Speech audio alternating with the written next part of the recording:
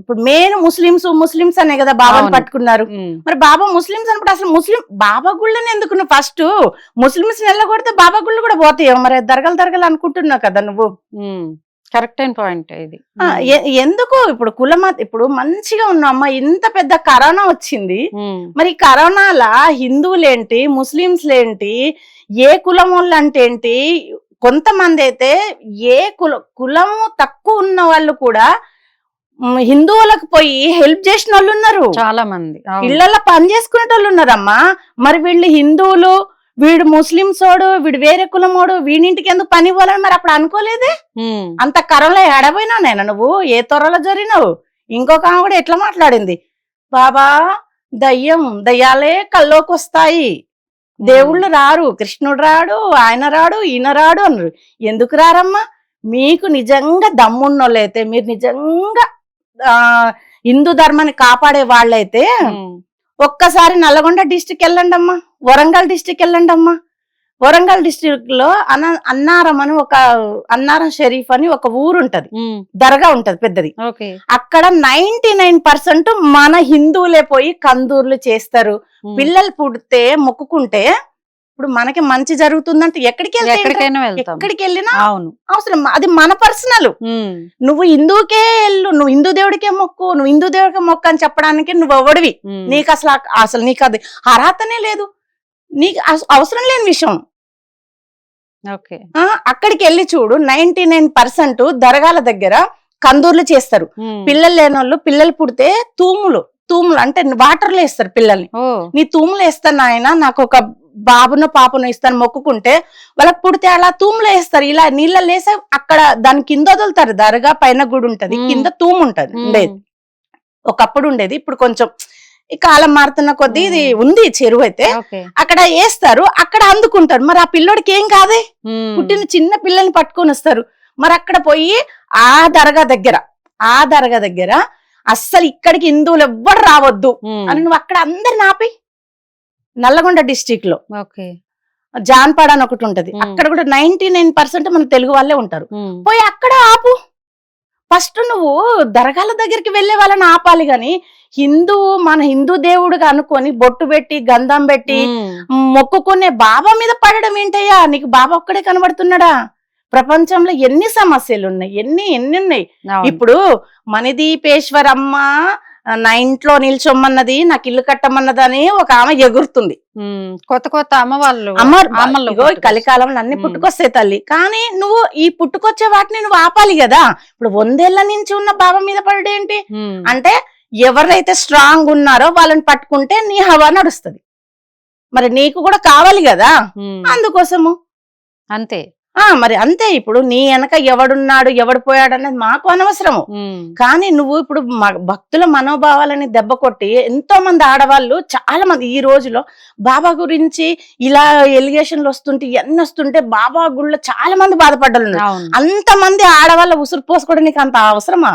ఇప్పుడు ఒకటి అంటారమ్మా, మాదైతే తెలంగాణ, ఇంట్లో మొగడు చక్కగా లేకపోతే ఆడదైనా చక్కగా ఉండాలంటారు. ఎవరో ఒకరు చక్కగా ఉండాలంటారు. మరి మగోడు విచ్చలు విడ తిరుగుతుంటే ఆడోళ్ళైనా చెప్పుకోవాలి కదా, మనకి ఎందుకయ్యా మనం ఏదో మనది మనం బతుకుతున్నామని. నీకు పైసలే కావాలి, నువ్వు పైసల గురించి మాకు అర్థమైంది అయితే మేము చెప్తున్నావు. నువ్వు ఏం కామెంట్లు పెట్టుకున్నా మాకు బాధ ఏం లేదు. నువ్వు నీ తొత్తులతోటి ఎన్ని పెట్టించుకున్నా పర్లేదు. మొన్న కూడా మేము మొన్న మా మదర్ ఎక్స్పైర్ అయితే మేము భద్రాచలం ఎమ్మెల్యే చూస్తున్నాం. మరి వాళ్ళు ఎవరో మాకు తెలియదు. మా పిన్ని దగ్గర సెల్ ఉంది.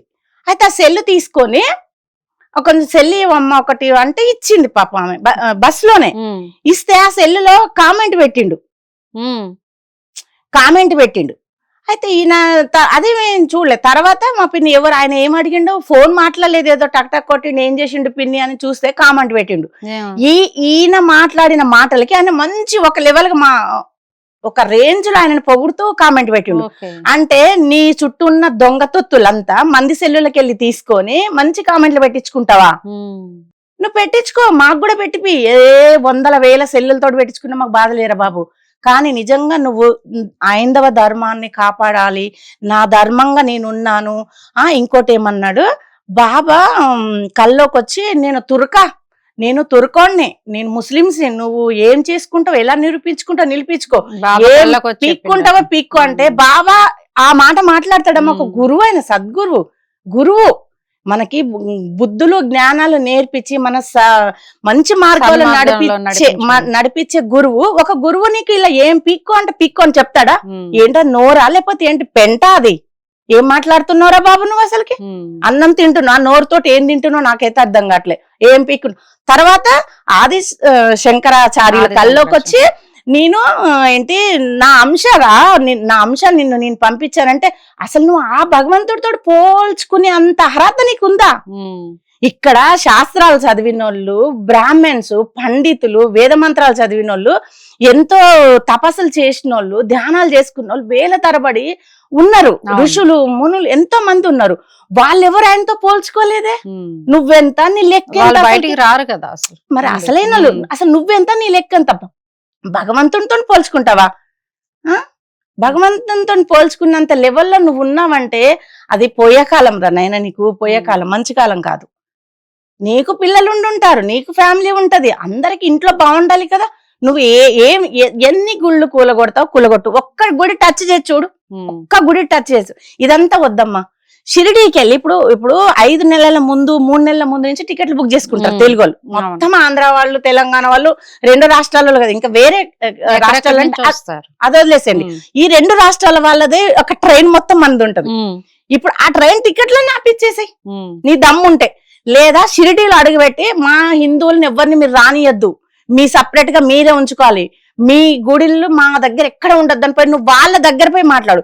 నువ్వు వాళ్ళని రా, నువ్వేనంట, మీరు తమ్ముడు అని కూడా. ఎందుకంటే అది ఎవరికి ఏ రెస్పెక్ట్ ఇవ్వాలో అది నీ మాటల్ని బట్టి, నీ ప్రవర్తన బట్టి, నీ బిహేవియరింగ్ బట్టి రెస్పెక్ట్ ఇస్తాను. ఇప్పుడైతే ఎందుకంటే నేను ఏదో పెద్ద నేను చెప్పడం, నీ అంత శాస్త్రాలు చదవడం, నీ అంత వాటి గురించి వీటి గురించి మాకు తెలియదు. మాకు తెలిసింది ఒక గురు మార్గం, మాకు ఒక గురువు బోధించిన బోధ, మాకు ఆ గురువు చూపించిన సన్మార్గంలో మాకు ఒక సంస్కారం, మాకు ఒక శ్రద్ధ, ఒక సబూరి మాకు నేర్పించారు. ఆ విధంగానే మాట్లాడతాం. కానీ మాకు కూడా కొన్ని మనోభావాలు దెబ్బతింటాయి. మేము కూడా ఉప్పు కారం తింటున్నాం. నువ్వు ఎట్ట పడతాట, ఎవరిని పడతాడు, ఆడట్టా వాడిట్ట, ఈడట్ట ఆడట్ట అని నువ్వు మాట్లాడితే మాకు నోరు లేవా? మాకు దేవుడు నోరు ఇవ్వలేదమ్మా? మాకు మాట్లాడే విధాలు లేదా? మాకు వస్తాయి కానీ మేము మాట్లాడం. ఎందుకంటే మాకు గురువు అన్నాడు ఒకటి నేర్పించారు. మాకు ఆ సంస్కారం ఉంది. నీకు ఉందా లేదా అని మేము చెప్పనక్కర్లేదు. అది నీకు నచ్చినట్లు మాట్లాడతావు.